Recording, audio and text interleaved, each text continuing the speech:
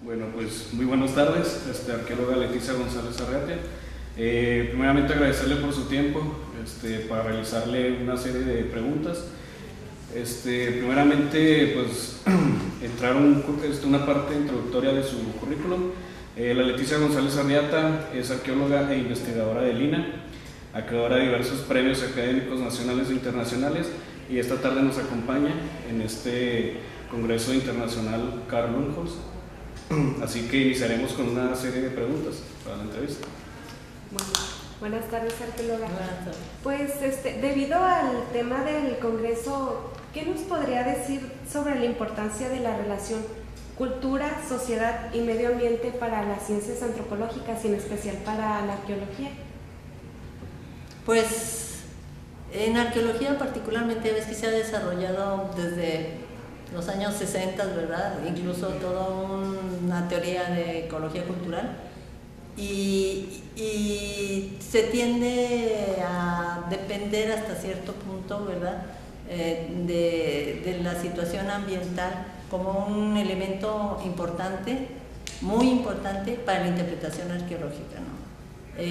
Dado que se ha visto a través del tiempo cómo ha influido, digamos, la presencia de grandes ríos, por ejemplo, para la agricultura, la presencia del desierto para establecer ciertas pautas culturales que permitan la supervivencia en el mismo, y en general por materias primas, formas de vida, etcétera, incluso tipos de habitación, ¿no? Todo esto depende mucho finalmente del medio ambiente. Por eso es un elemento para arqueología importante.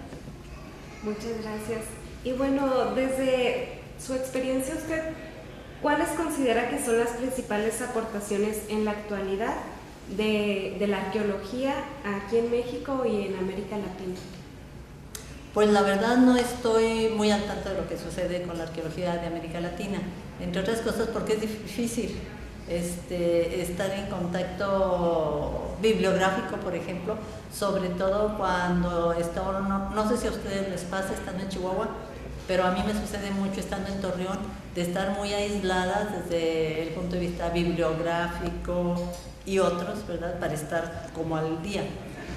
Pero particularmente por lo que sucede, de lo que sucede en Latinoamérica. Pero en términos de los trabajos, digamos, desarrollados en México, particularmente en Mesoamérica, digamos, ¿verdad? Pues ya vemos cómo, además que se les da mucha publicidad generalmente, cómo el descubrimiento, particularmente en grandes centros ceremoniales como Teotihuacán, ¿verdad?, de diferentes elementos arquitectónicos o elementos de otro tipo como cavernas, por poner un ejemplo, en la pirámide de la Luna, produce, ¿verdad?, un giro en determinadas interpretaciones del fenómeno cultural que ahí se está produciendo. En general, para México este año en particular, y por lo que ha sucedido con el Instituto Nacional de Antropología e Historia, que cambia a la Secretaría de Cultura, y ha sido un cambio muy drástico y que ha alterado mucho el trabajo de la arqueología, porque la arqueología siempre requiere de presupuestos y en este caso se ha reducido o anulado totalmente los presupuestos. Digamos que se ha limitado mucho el trabajo desde excavación, prospección e incluso de análisis para este año. Pero en general yo diría que la arqueología mesoamericana presenta un panorama muy interesante y que permite abordar los grandes temas de la arqueología universal. Muchas gracias. Y desde su punto de vista, ¿cuáles son las temáticas más relevantes que las ciencias antropológicas y la arqueología deben abordar en el norte de México? Pues yo creo que el mismo gran tema en general, construir la historia de nuestros antepasados o de los habitantes prehispánicos de la región bajo estudio. Y por construir la historia significa que lo enfoquemos desde una perspectiva en que se pueda construir una historia. Porque, por ejemplo, si lo grueso del análisis y del estudio se enfoca hacia la tipología únicamente o primordialmente, pues va a ser difícil que ahí resulte una historia, ¿no? Se debe de enfocar, por supuesto, interrelacionando diferentes aspectos, desde los aspectos como habías comentado antes, del medio ambiente, con los aspectos de cómo resuelve la sociedad en cuestión sus problemas de relación con el medio ambiente y de relación entre sí mismos, ¿no? Y el problema, sobre todo, es mucho más fácil, por eso hay como ha habido cierto auge en esta, o cierta dependencia en esta interpretación basándose mucho en el medio ambiente, porque el aspecto social siempre es mucho más difícil y depende de una teoría social que generalmente los arqueólogos no manejan o no manejamos, ¿no? Y mucho más difícil es traducir el dato arqueológico al pensamiento teórico, porque median muchos otros pasos metodológicos que generalmente no los maneja el arqueólogo. Pero definitivamente el objetivo, a mí me parece, es construir esta historia y darnos a la tarea de establecer el método y la metodología que sea pertinente a base de prueba y error. Pero los proyectos, por lo que me doy cuenta, ¿verdad?, generalmente no toman esto en cuenta, pasan como del objeto a la interpretación directamente, y al pasar directamente se saltan pasos metodológicos, teoría y sobre todo reflexión, ¿verdad?, para lograr llegar a aislar los datos que realmente puedan construir esta historia, ¿no? Entonces yo creo que lo que nos falta mucho es establecer entre historiadores y arqueólogos, ¿verdad?, ese puente de cómo llegar del dato arqueológico a la historia social. Como sabemos, usted tiene una larga carrera en la arqueología y actualmente es un referente obligado para los estudios arqueológicos en el norte de México. ¿Podría contarnos un poco sobre qué momento de su vida decidió dedicarse a la arqueología? ¿Hubo alguna experiencia relevante que la haya orientado? Sí, yo que vivía acá en México, digamos, desde toda mi vida, la verdad no estaba en una época en que por supuesto no había centro, la presencia del INAH no existía en el norte de México, y yo no tenía ni tampoco había suficiente información, digamos, en Torreón, que es donde vivía, sobre arqueología, ni suficiente ni ninguna, ¿no? Pero en 1964 se inaugura el Museo Nacional de Antropología, y esa noticia sí llega hasta Torreón. Casualmente vi una revista, porque en el periódico no, pero vi una revista que mostraba el museo, se me hizo interesantísimo.